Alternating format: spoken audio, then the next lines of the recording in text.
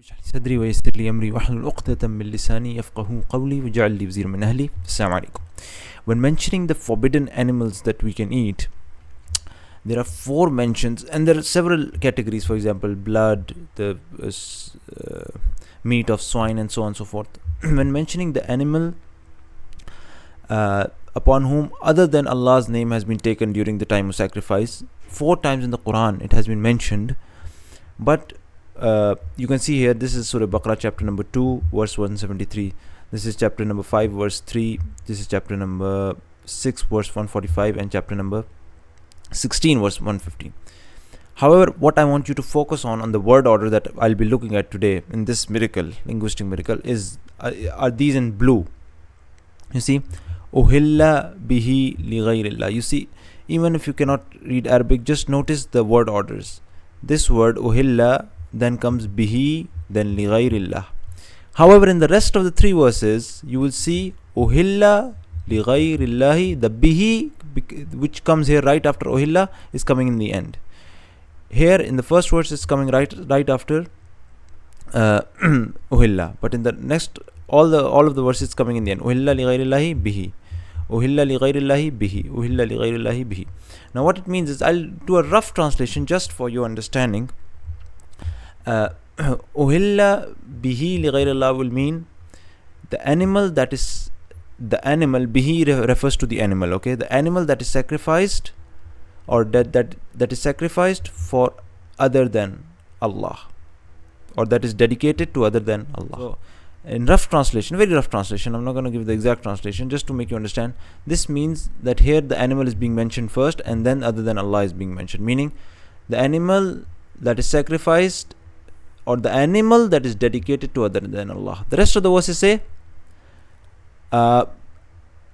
it is the dedication to other than Allah for that animal, a dedication that is made to other than Allah for the animal, a dedication that is made to other than Allah for the animal that is being sacrificed. See, so in the first verse of Surah Baqarah, verse 173, the mention of the animal that is being sacrificed is mentioned first, and so naturally we'll see that in the context, the context is that of the animal that is being eaten.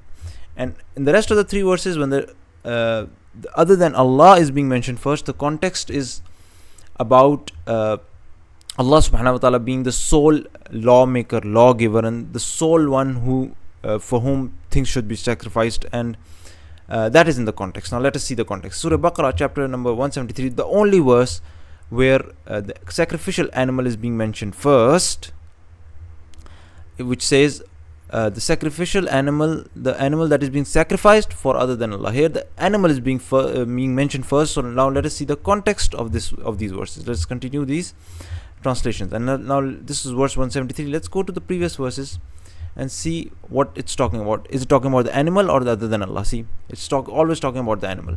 O mankind, eat from whatever is on earth that is lawful and good. Now it's talking about the animal. And then if you continue, just write exactly on this verse, just before this verse, it says, "O you who have believed, eat from the good lawful things which we have provided for you." So it's talking about the animal itself. So therefore, naturally, it mentions animal before other than Allah. The animal that is being sacrificed for other than Allah is forbidden to eat. The rest of the 3 verses mention other than Allah before the animal. See, what for other than Allah, that animal is being sacrificed. This is Surah Ma'idah, verse number 3.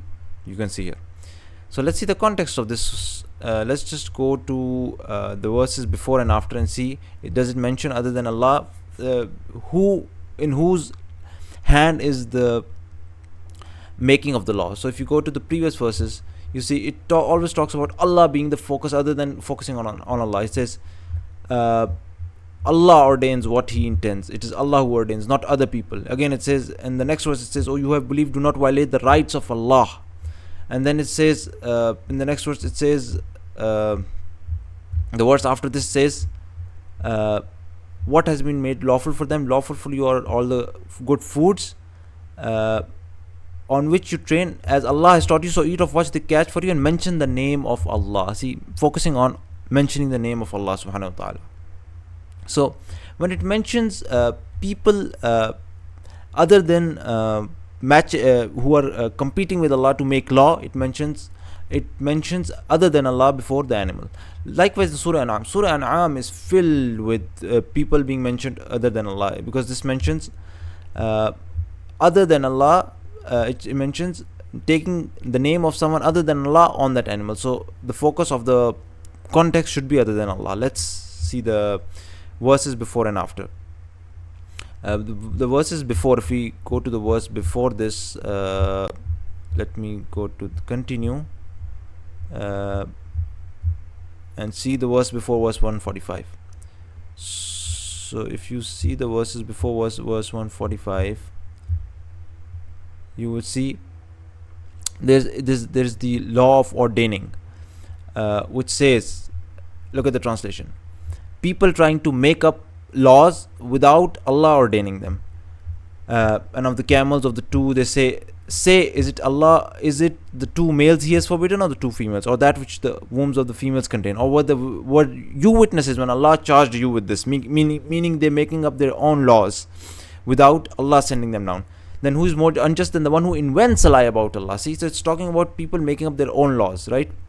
And then it comes and it says, uhilla li ghayrillahi bi, the animal, dedicating to other than Allah the animal that is being sacrificed. The same thing in Surah Nahl. If you see, you have dedicating to other than Allah the animal that is being sacrificed. Again, mention of other than Allah before the animal that is being sacrificed. And now let's just see the context of the verses before and after.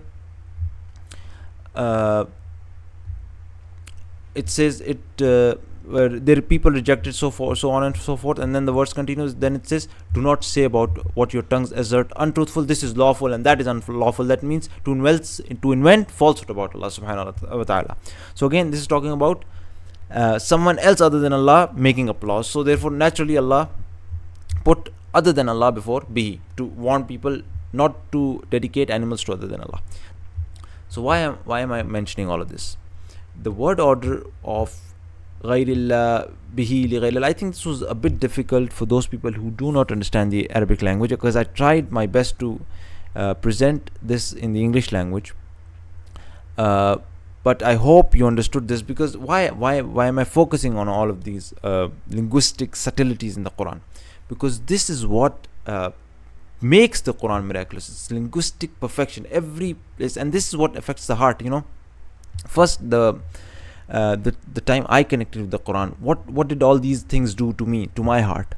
It brought me, I was at time a shy person. It changed me from the inside. It turned me from a shy person to a confident person, from a doubtful person to a confident person, from a weak person to a strong person, from